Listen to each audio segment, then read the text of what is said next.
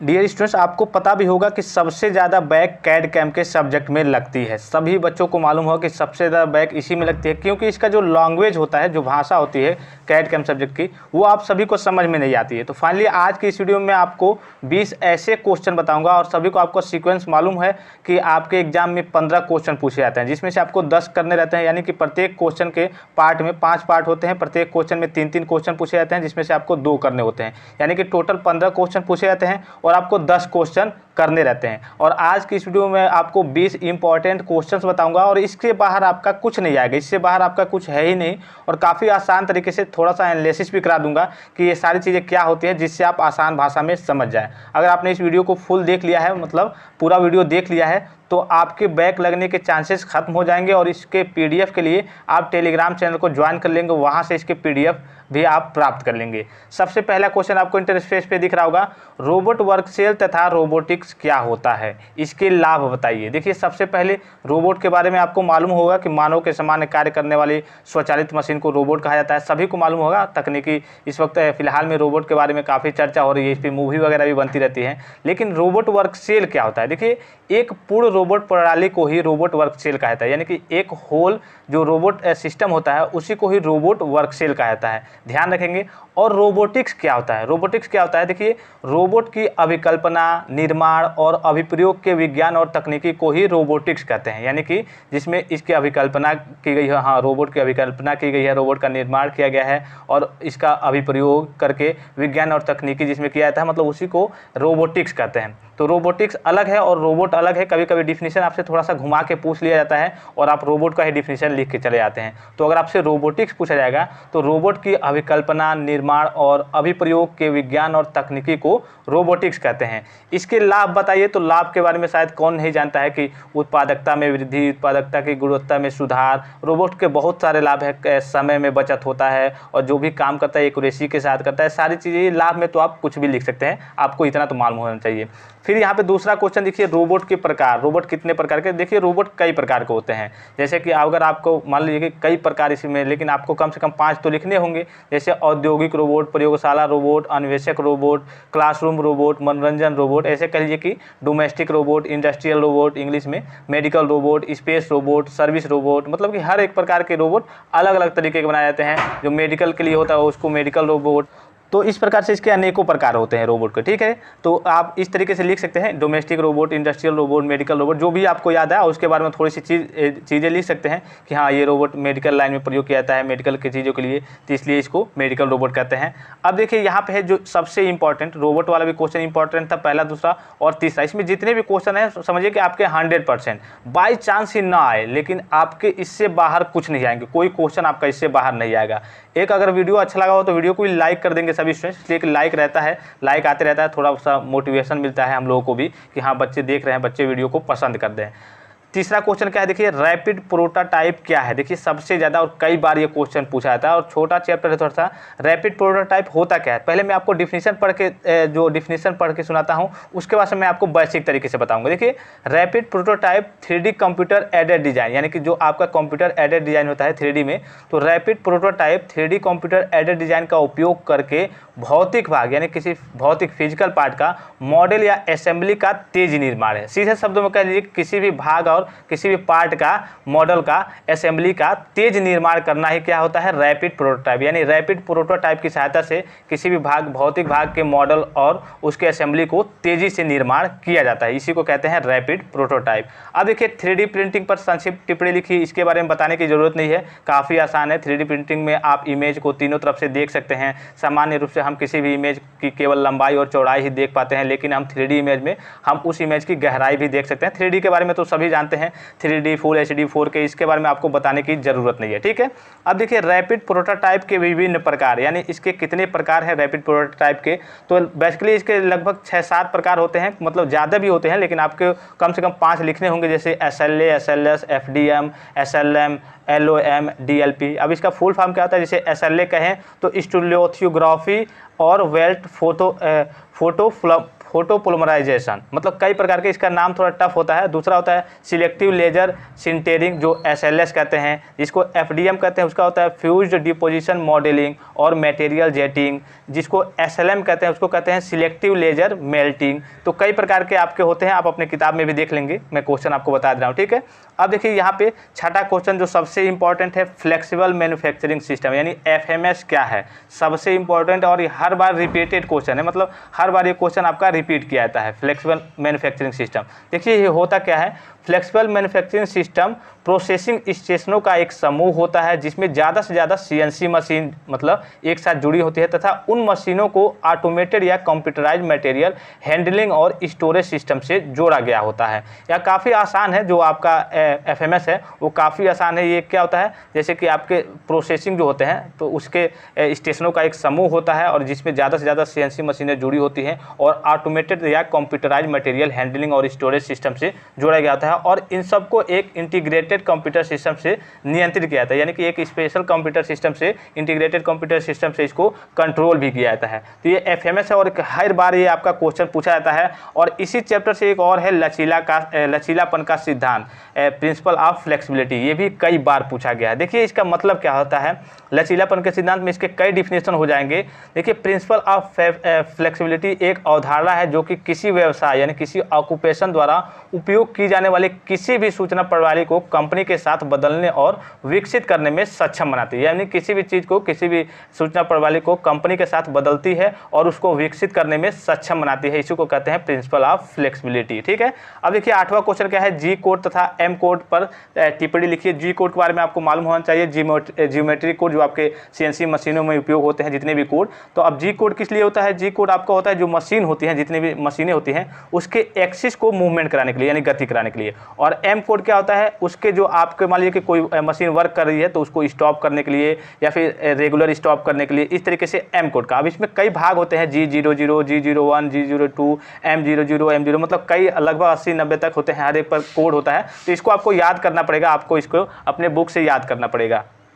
अब देखिए next question क्या है, मशीन ऑपरेशन पर चर्चा कीजिए तथा मशीनिंग प्रक्रिया के बारे में बताइए। ये कह लीजिए कि सबसे आसान क्वेश्चन कहा जाएगा जो आपका है, मशीनिंग ऑपरेशन क्या होता है, ये सबसे आपका आसान क्वेश्चन है और इस पर चर्चा करनी है। तो देखिए मशीनिंग ऑपरेशन क्या होता है, मशीनिंग में आप कई तरीके के कार्य करते हैं, जैसे मानिए कि टर्निंग करते हैं, ड्रिलिंग करते हैं, कटिंग करते हैं। इन्हीं सब ऑपरेशनों के बारे में आपको बताना है कि हाँ मशीनिंग पे आप क्या क्या क्रियाएँ करते हैं। CNC मशीन की बात हो रही है यहाँ पे, तो आप मशीनिंग पे क्या क्या क्रियाएँ करते हैं, काटते हैं, ड्रिलिंग करते हैं, बहुत सारी चीज़ें करते हैं, टर्निंग करते हैं, मिलिंग करते हैं, ग्राइंडिंग करते हैं। ये सारी चीज़ें इसी के बारे में आपको मतलब सिंपल भाषा में लिख देना है कि हाँ किस तरीके से, और ये सारी चीज़ें आपको मालूम भी होगी। अब देखिए 10वां क्वेश्चन है, CNC मशीन तथा इसके लाभ बताइए। इसके बारे में आप सभी को बताने की ज़रूरत भी नहीं है कि CNC मशीन क्या होता है, सभी को लगभग मालूम ही होगा। लगभग अगर आप मैकेनिकल के स्टूडेंट हो तो सभी को CNC मशीन के बारे में आपने इसका प्रैक्टिकल भी किया होगा। काफ़ी आसान है CNC मशीन, इसके लाभ वगैरह आप जानते भी होंगे। देखिए यहाँ पे एक इंपॉर्टेंट क्वेश्चन है, यहाँ पे पार्ट प्रोग्राम से आप क्या समझते हैं, इसको थोड़ा समझ लीजिए कि आखिर पार्ट प्रोग्राम होता क्या है, और ये कई बार रिपीटेड क्वेश्चन है। देखिए पार्ट प्रोग्राम प्रायः उत्पाद को बनाने के लिए आवश्यक सभी तथ्यों का संग्रह होता है। समझिए पार्ट प्रोग्राम उत्पाद यानी किसी भी सामग्री को आप बनाते हैं उसके लिए एक सभी तथ्यों का संग्रह होता है, जिसके अंदर किसी उत्पाद को बनाने के लिए सभी आवश्यक गणनाएं पहले से ही निहित होती हैं। यानी जो आप उत्पाद बना रहे हैं तो वो सभी तथ्यों का संग्रह तो होता है, उसके अंदर किसी उत्पाद यानी कि जो जिस तरीके का उत्पाद बनाना चाहते हैं, किसी उत्पाद को बनाने के लिए आवश्यक गणनाएं यानी आवश्यक पूरा डाटा पहले से ही उसमें निहित होती हैं। इसी को पार्ट प्रोग्रामिंग कहते हैं, ठीक है। अब देखिए प्रोजेक्शन से आप क्या समझते हैं, ऑर्थोग्राफिक और आइसोमेट्रिक के बारे में बताइए। इंजीनियरिंग ड्राइंग सभी के मालूम है, प्रोजेक्शन पढ़े होंगे, प्रक्षेप और ऑर्थोग्राफिक, प्रोजेक्शन, आइसोमेट्रिक व्यू, सारी चीज़ें पढ़े होंगे। इसके बारे में आप बताने की जरूरत नहीं है सभी बच्चों को, इसलिए कि वीडियो लंबा हो जाएगा। जो आसान क्वेश्चन है जो जानते होंगे आप उसको मैं नहीं बता रहा हूँ, जो थोड़े से टफ लेवल के क्वेश्चन होंगे उसको मैं केवल बता रहा हूँ, ठीक है। तो प्रोजेक्शन के बारे में आप जान सकते हैं। हाँ प्रोजेक्शन के कभी कभी टाइप्स पूछ लेता है आपसे कि प्रोजेक्शन के कितने टाइप्स होते हैं, तो इसमें काफ़ी सारे बच्चे कंफ्यूज हो जाते हैं। प्रोजेक्शन के 2 टाइप्स होते हैं, पिक्चोरियल प्रोजेक्शन और ऑर्थोग्राफिक प्रोजेक्शन, ठीक है। अब पिक्चोरियल में होता है, पिक्चोरियल के कई पार्ट हो जाते हैं, 3 पार्ट हो जाते हैं, और ऑर्थोग्राफिक के कोई पार्ट नहीं होते, ठीक है। तो पिक्चोरियल प्रोजेक्शन के 3 पार्ट हो जाते हैं, एक्सोनोमेट्रिक प्रोजेक्शन और उसके बाद से डायमेट्रिक प्रोजेक्शन और ट्रीमेट्रिक प्रोजेक्शन। तो ये आपसे बहुत कम ही पूछा जाता है, डायरेक्टली प्रोजेक्शन के बारे में पूछा जाता है और ऑर्थोग्राफिक और आइसोमेट्रिक व्यूज के बारे में पूछा जाता है। देखिए next question, parametric and non parametric representation क्या है। ये भी सबसे इंपॉर्टेंट है और ये काफ़ी आसान है, इसमें थोड़े से फार्मूले वगैरह लगते हैं, आप अपने बुक से देख लेंगे और ये काफ़ी इंपॉर्टेंट क्वेश्चन है। Parametric and non parametric representation क्या है। 14वां क्वेश्चन देखिए, ruled surface and revolved surface पर संक्षिप्त टिप्पणी लिखिए। आपका जो सरफेस मॉडलिंग है chapter in using CAD CAM के द्वारा, तो इसी से ये चैप्टर से है। Ruled surface and revolved surface पर संक्षिप्त टिप्पणी लिखिए। देखिए इसका आप कहीं पे भी डिफिनीशन वगैरह भी ढूंढने जाएंगे तो आप सभी बच्चों को नहीं मिलेगा, इसलिए कि थोड़ा सा टफ पड़ता है। इसमें कुछ चीज़ें जैसे प्रोग्रामिंग आ गई, कुछ जो आपके डिफिनीशन होते हैं वो भी इंग्लिश में रहते हैं, तो इसको थोड़ा सा समझ लीजिए कि आखिर होता क्या है। जो आपका 3D सर्फेस है, रूलेड सर्फेस है, वो आखिर होता क्या है। और यहाँ पे पूछा गया है कई बार, ये भी रिपीटेड क्वेश्चन है, जो आपका रूलेड सर्फेस है उसके बारे में और रिवॉल्वेड सर्फेस उसके बारे में। इंग्लिश में बता दे रहा हूँ, रूलेड सर्फेस क्या होता है। A ruled surface is generated by joining two space curve, यानी दो स्पेस कर्व की सहायता से ज्वाइन किया जाता है, ठीक है। तो a ruled surface is generated by joining two space curve, और इसके कुछ फार्मूले होते हैं वो आप अपने बुक से देख लेंगे। रिवॉल्वेड सरफेस की बात करें तो a revolved surface is generated by a space curve, ठीक है। A revolved surface is generated by a space curve about an axis of rotation. अब देखिए काफ़ी सारे बच्चे ये भी सोच रहे होंगे सर इंग्लिश में क्यों बता रहे हैं। देखिए कैड में कुछ ऐसी चीज़ें होती हैं जैसे प्रोग्रामिंग वगैरह हो गई, वो आपको इंग्लिश में ही लिखना होता है। तो अगर आप इंग्लिश में भी लिख देते हैं तो आपका क्वेश्चन काटा नहीं जाएगा, आपको उतना पूरा नंबर मिलेगा, ठीक है। तो इतनी सारी चीज़ लिख देते हैं तो आपको पूरा नंबर मिलेगा। अब देखिए यहाँ पे सतहों के प्रकार तथा इसके अनुप्रयोग बताइए। यहाँ पे सरफेस के टाइप्स पूछ रहा है। सतहों के बेसिकली दो प्रकार होते हैं और दोनों के अलग अलग पार्ट भी होते हैं। पहला प्रकार होता है एनालिटिकल सरफेस और दूसरा होता है सिंथेटिक सरफेस। अब एनालिटिकल सरफेस से ही आपके जो रूलेड और सरफेस होते हैं वो एनालिटिकल सरफेस के ही पार्ट हैं। रूलेड सरफेस या फिर लोटेड सरफेस कह लीजिए, या फिर सरफेस ऑफ रिवोल्यूशन कह लीजिए, या फिर टेबुलेटेड सिलेंडर कह लीजिए, ये आपके एनालिटिकल सरफेस के पार्ट होते हैं। फिर दूसरा होता है सिंथेटिक सरफेस, और इसका उदाहरण है बिक्यूबिक सरफेस, बेजर सरफेस, ये इसके उदाहरण है। और इसका अनुप्रयोग कहाँ है सिंथेटिक सरफेस का? Application modelling parts in CAD CAM representation data surface like isometrical planes बनाते हैं, जब स्ट्रेस सरफेस काउंटर्स, इसके यहाँ पे इसके अनुप्रयोग है ये, ठीक है।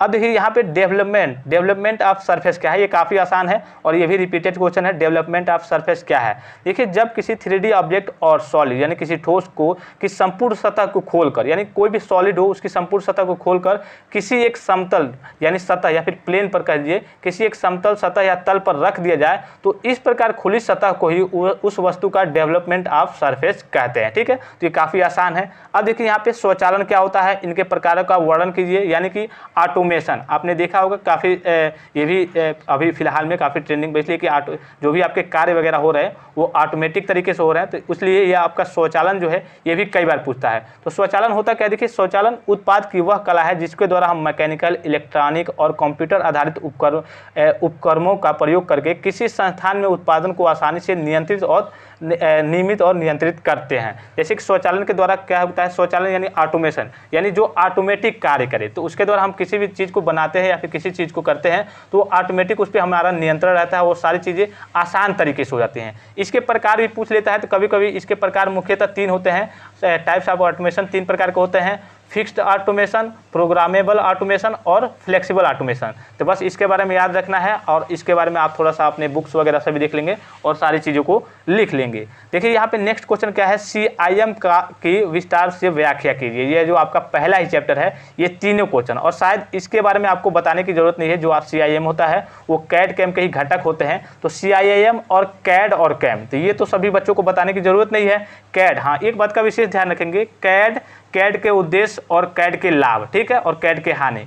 कैम के उद्देश्य, कैम के लाभ और कैम की हानि, चारों चीज़ों पढ़ेंगे। ये नहीं कि आप पढ़ लिए कि कैड क्या होता है और कैड के लाभ क्या है, और पता चले कि आपसे एग्जाम में पूछ दे कि कैड के उद्देश्य बताइए, तो आप फंस जाएंगे। और सबसे आसान यही पड़ता है आपका पहला चैप्टर। तो कैड के लाभ, कैड के हानि, कैड के उद्देश्य, इसी प्रकार कैम के लाभ, कैम के हानि, कैम के उद्देश्य, और CIM के लाभ, CIM के हानि, ये सारी चीज़ें आप पढ़ लेंगे और काफ़ी आसान है, शायद पढ़ भी लिए होंगे।